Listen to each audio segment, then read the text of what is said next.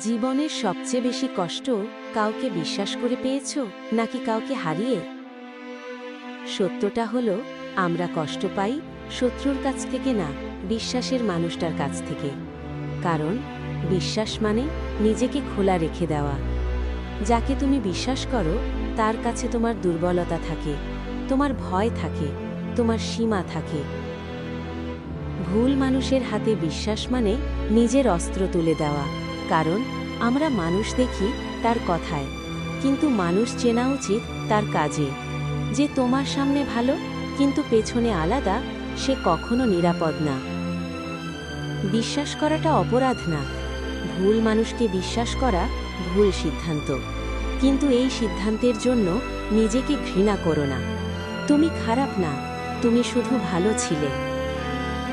সে চলে যায় কিন্তু নিয়ে যায় তোমার আত্মবিশ্বাস। তুমি তখন আর কাউকে বিশ্বাস করতে পারো না। সবচেয়ে বড় ক্ষতি মানুষ হারানো না, নিজেকে হারানো। বিশ্বাস করা ভালো, কিন্তু অন্ধবিশ্বাস সবচেয়ে বড় বোকামি। বিশ্বাস তৈরি হয় সময় দিয়ে। যে তাড়াতাড়ি বিশ্বাস চায় সে সাধারণত লুকানোর কিছু রাখে। আজ থেকে কিছু নিয়ম মানো।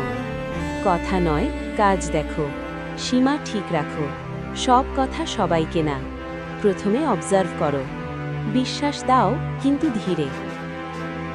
হয়তো তুমি আবারও কারো উপর বিশ্বাস করবে, কিন্তু এবার চোখ খোলা রেখে।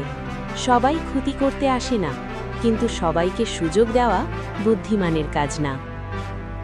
যদি এই কথাগুলো তোমার জীবনের সত্য হয়, কমেন্টে লিখো, আমি সচেতন হব। আর সাবস্ক্রাইব করো জীবনের আলো। কারণ এখানে আমরা ভুল থেকে শিক্ষা নেই,